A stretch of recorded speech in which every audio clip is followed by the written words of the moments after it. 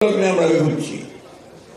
আমরা একটা fascist government যে আমাদের সমস্ত প্রতিষ্ঠানগুলোকে ধ্বংস করে দিয়েছে, সেটাকে পরাজিত করে আমরা একটা নতুন ব্যবস্থার দিকে যেতে চাই। এটা আমাদের সকলের ইচ্ছা, সকলের। কিন্তু সেই ইচ্ছাকে বাস্তবায়ন করতে হলে আমাদের যে কাজগুলো করা দরকার, আমাদের যে ধৈর্য ধরা দরকার, আমাদের যে মেধার চর্চা করে সামনের দিকে এগিয়ে যাওয়া দরকার এবং অত্যন্ত সতর্কতার সঙ্গে পদক্ষেপ রাখা দরকার, সেই বিষয়গুলো কেন জানি না আমরা ভুলে যাচ্ছি। আপনারা দেখেছেন যে কিছু মনে করবেন না, এই ভাই এই কে শুনতে ইচ্ছে না হলে চলে যান, এখানে কোনো গোলযোগ সৃষ্টি করবেন না, প্লিজ বসেন। এখানে কি হলো, বসেন না, আপনি বসেন, বসেন প্লিজ। গতকাল আমি দেখলাম যে একজন উপদেষ্টা, গতকাল পত্রিকা, আমি গতকাল এসেছি লন্ডন থেকে, আসার পরে আমাকে একজন সাংবাদিক জিজ্ঞেস করলেন যে গতকাল বা তার আগের দিন একজন উপদেষ্টা তিনি মন্তব্য করেছেন যে রাজনৈতিক দলগুলো এই অন্তর্বর্তীকালীন সরকারকে ব্যর্থ করার জন্য কাজ করছে। এটা একটা, আমি মনে করি এটা একটা, এই উক্তিটা উনি কি জন্য করেছেন, কিভাবে করেছেন, কোন প্রেক্ষিতে করেছেন আমি জানি না। এটার গভীরতা যুক্তি উনি বুঝেছেন কিনা তো আমি জানি না, কিন্তু এটা কিন্তু অত্যন্ত একটা মারাত্মক একটা উক্তি।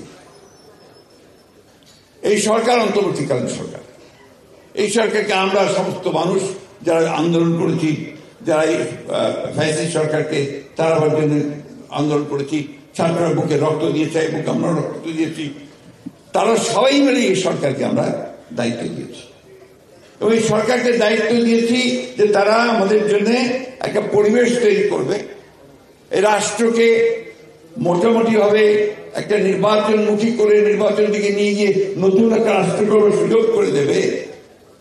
এই জন্য আমরা সবাই তাকে সাহায্য দিয়েছি। বিশেষ করে আমরা বিএনপির তরফ থেকে প্রথম থেকেই তাদেরকে আমরা সমর্থন দিয়েছি, এখনো তাকে আমরা সমর্থন করে দিচ্ছি, এমনকি এই মুহূর্তেও তাদেরকে আমরা সমর্থন করছি। কেন আমরা চাই যে তারা কাজগুলো শেষ করে তারা আমাদেরকে, জনগণকে তাদের প্রতিনিধি নির্বাচন করার সুযোগ করে দিয়ে তাদের পার্লামেন্ট, তাদের সরকার তৈরি করার সুযোগ করে দেবে।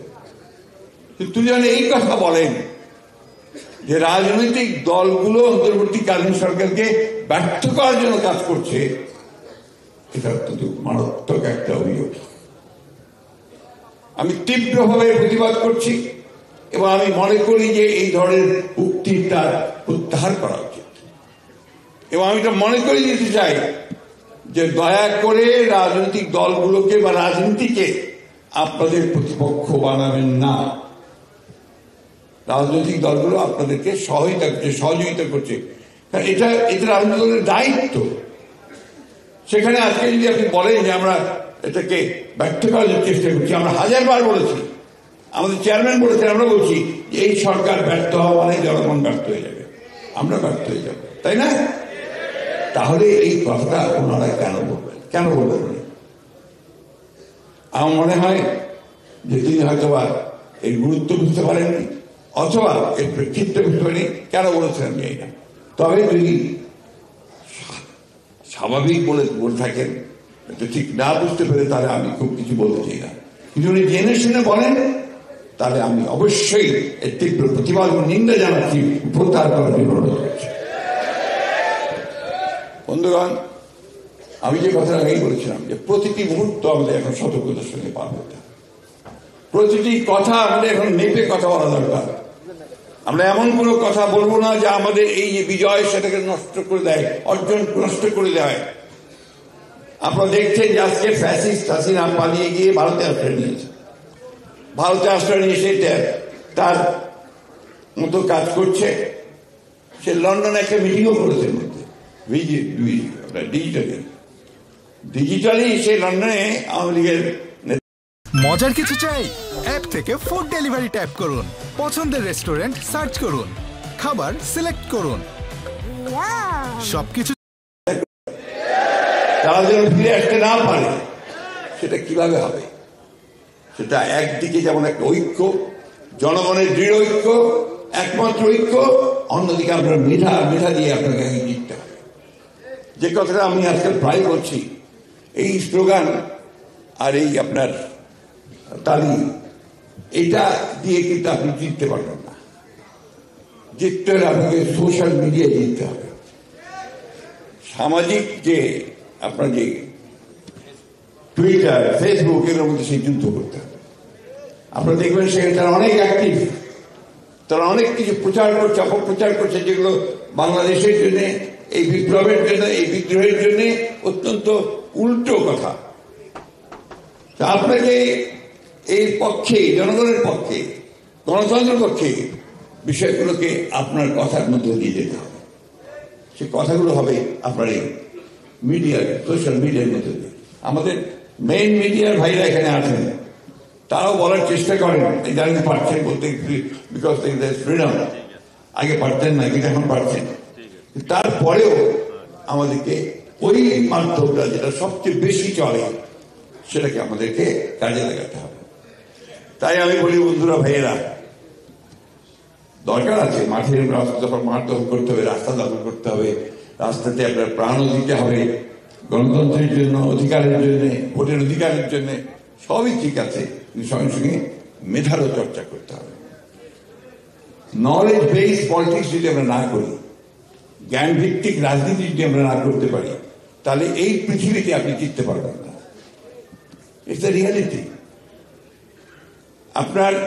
আপনি বলেন তো, আমরা তো 15 বছর লড়াই করেছি, তাই না? এই ছেলেরা কি অলৌকিক শক্তি পেল যে তারা 2 মাসের মধ্যে একটা যুদ্ধে চূড়ান্ত বিজয় অর্জন করে ফেলল? সেই শক্তিটা কি ছিল? Social media. সেই শক্তিটা ছিল তাদের এই কথা, তাদের লেখা, মানুষগুলোর কাছে কাছে বলতে কাছে। এটা আপনাদেরকে অর্জন করতে হবে, এবং সে তরুণদেরকে করতে হবে।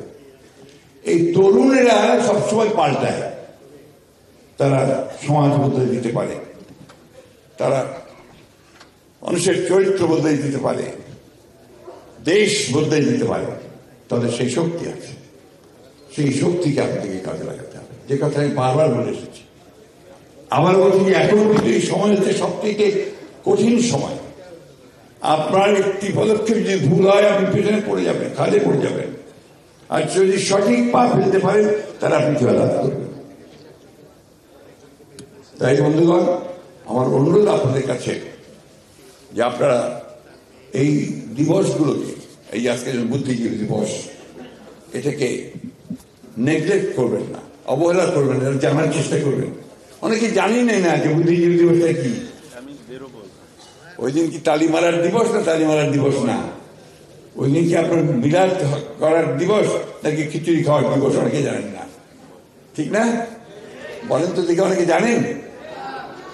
এই দিবসে যেটা আমি বললাম, যে আমাদের দেশের সবচেয়ে বরেণ্য ব্যক্তিবর্গকে, ঢাকা বিশ্ববিদ্যালয়ের সবচেয়ে ভালো শিক্ষকদেরকে, আমি নাম অনেকেই বলা যায়, বহু নাম আছে, তার মধ্যে একদিন তাই বললাম, আমাদের ডক্টর মহিদ খানের মামা, আপন মামা তিনি ছিলেন, ডক্টর জিসি দেব ছিলেন, আমাদের মনির চৌধুরী ছিলেন, আপনার মুর্তজা, ডাক্তার মুর্তজা ছিলেন, এতগুলো নাম আমার এই মুহূর্তে মনে পড়ছে না। গোলাম মুস্তফা ছিলেন সাংবাদিক, অনেক অনেক, কালকে দেখবেন অনেকের চোখে বেরোবে পত্রিকায়। তাদেরকে তুলে নিয়ে গিয়েছে। মজার ব্যাপার হচ্ছে যে তুলে নিয়ে গিয়েছে তারা কিন্তু বাঙালি ছিল, আগে বলেছেন। এই একই বাড়ি থেকে যেমন আমাদেরকে তুলে নিয়ে যেত বাড়ি থেকে, তাই না? যেমন আমাদেরকে গুম করে দিয়েছে, ঠিক ওইভাবেই তাদেরকে তুলে নিয়ে গেছে। বাসায় বলেছে যে কোথায় নিয়ে যাচ্ছেন, বলে এখনই চলে আসবে তো। এইভাবে নিয়ে গেছে, নিয়ে আর ফিরে আসেনি। রায়ের বাজারে তাদেরকে হত্যা করেছে। হাত পা বাঁধা মহিলা পুরুষ সব ফেলে গেছে। এই জিনিসটাকে মনে রাখতে হবে, কেন তাদের প্রাণটা কেন দিতে হলো। একই সঙ্গে আজকে যে আপনারা